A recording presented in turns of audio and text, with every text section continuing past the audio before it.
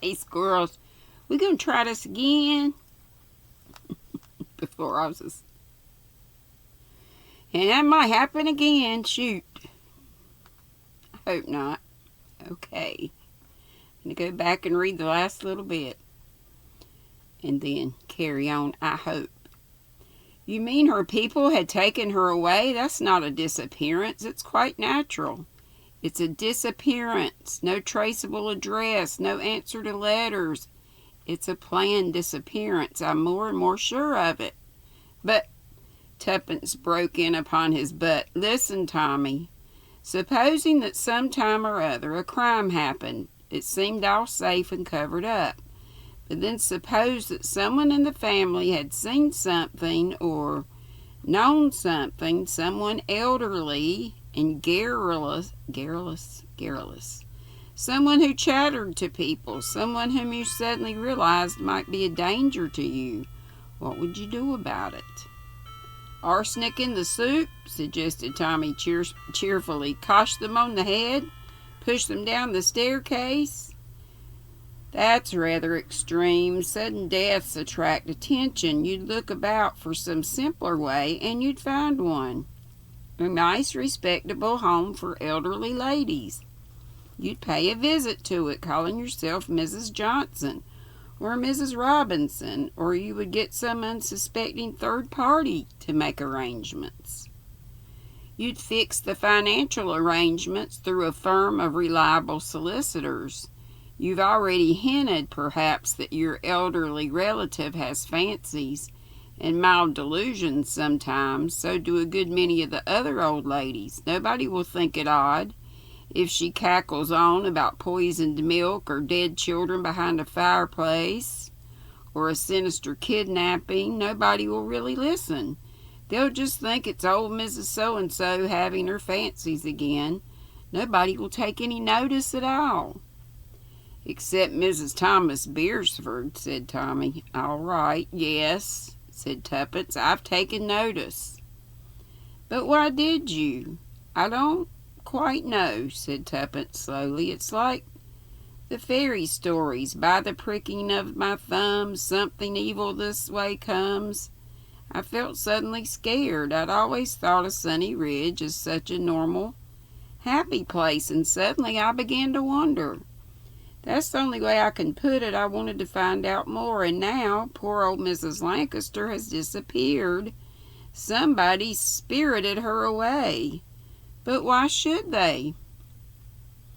I could only think because she was getting worse from their point of view, remembering more, perhaps, talking to people more, or perhaps she recognized someone, or someone recognized her or told her something that gave her new ideas about something that once happened. Anyway, for some reason or other, she became dangerous to someone. I bet that Mrs. What's-Her-Face over the place when Tuppence, or was she already gone? I don't know. Anyway. Anyway, she became, okay, look here, Tuppence, this whole thing is all somethings and someone's. It's just an idea you've thought up. You don't want to go mixing yourself up in things that are no business of yours. There's nothing to be mixed up in, according to you, said Tuppence, so you needn't worry at all. You leave Sunny Ridge alone. I don't mean to go back to Sunny Ridge. I think they've told me all they know there. I think that old lady was quite safe while she was there. I want to find out where she is now. I want to get to her wherever she is in time before something happens to her. What on earth do you think might happen to her? I don't like to think, but I'm on the trail and I'm going to be Prudence Beresford, private investigator. Do you remember when we were Blunt's brilliant detectives? I was, said Tommy. You were Miss Robinson, my private secretary.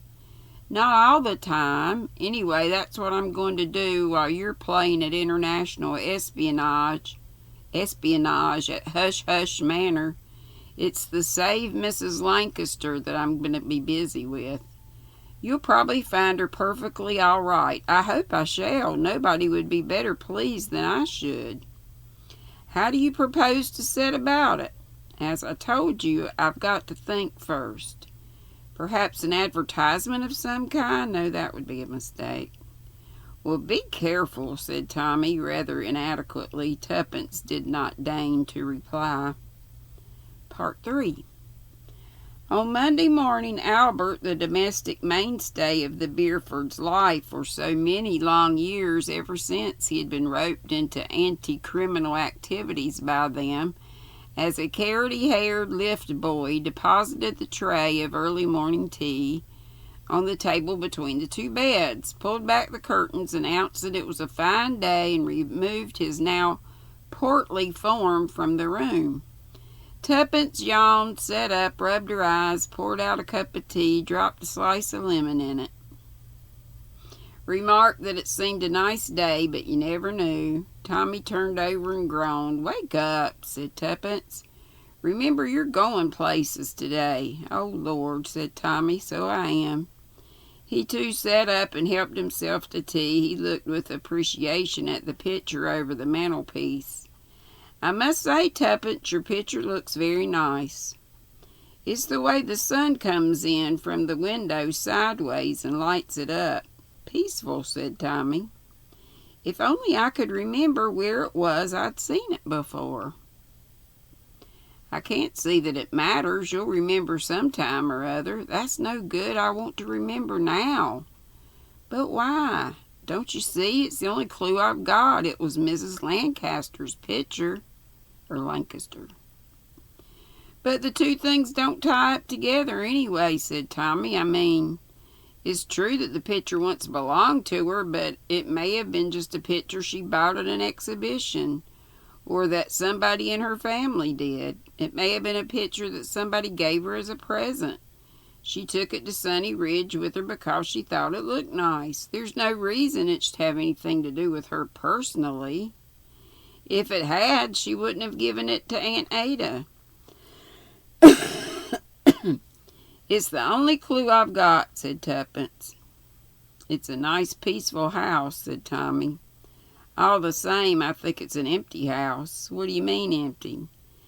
I don't think, said Tuppence, there's anybody living in it. I don't think anybody's ever going to come out of that house. Nobody's going to walk across that bridge. Nobody's going to untie that boat and row away in it. For goodness sake, Tuppence, Tommy stared at her. What's the matter with you? I thought so the first time I saw it, said Tuppence. I thought, what a nice house that would be to live in. And then I thought, but nobody does live there. I'm sure they don't. That shows you that I have seen it before. Wait a minute, it's coming. Tommy stared at her. Out of a window, said Tuppence breathlessly. Out of a car window. No. That would be the wrong angle. Running alongside the canal and a little humpback bridge and the pink walls of the house, the two poplar trees, more than two. There were lots more poplar trees.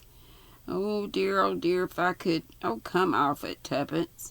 It'll come back to me. Good Lord. Tommy looked at his watch. I've got to hurry. You and your deja vu picture. He jumped out of bed and hastened to the bathroom. Tuppence lay back on her pillows and closed her eyes, trying to force a recollection that just remained elusive, out of reach. Tommy was pouring out a second cup of coffee in the dining room when Tuppence appeared, flushed with triumph. I've got it! I know where I saw that house. It was out of the window of a railway train. Where? When? I don't know. I have to think. I remember saying to myself, someday I'll go and look at that house. And I tried to see what the name of the next station was, but you know what railways are nowadays. They've pulled down half the stations. And the next one we went through was all torn down and grass growing over the platforms and no name board or anything. Where the hell's my briefcase? Albert! A frenzied search took place. Tommy came back to say a breathless goodbye. Tuppence was sitting looking meditatively. Agatha loves that word. At a fried egg. Goodbye, said Tommy, and for God's sake, Tuppence, don't go poking into something that's none of your business. I think, said Tuppence, meditatively, that what I shall really do is take a few railway journeys. Tommy looked slightly relieved. Yes, he said encouragingly, you try that. Buy yourself a season ticket.